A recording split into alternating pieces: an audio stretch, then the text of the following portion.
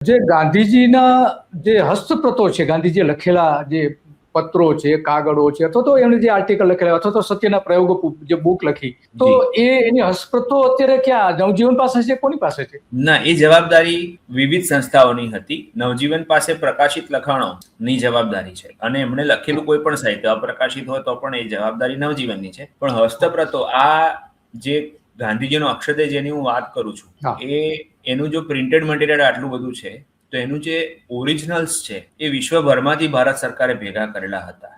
અલગ અલગ ઠેકાણેથી, કારણ કે ગાંધીજીએ લખેલો પત્ર ગાંધીજી પાસે તો હોય નહીં, જેને રિસીવ કર્યો હોય એની પાસે હોય, એટલે એ માણસે પત્રની નકલ આપે તો એ એમાંથી ઊભું થઈ શકે. એટલે એ હસ્તપ્રતો એક જ ઠેકાણે નવજીવનમાં ભેગી ના થઈ શકે.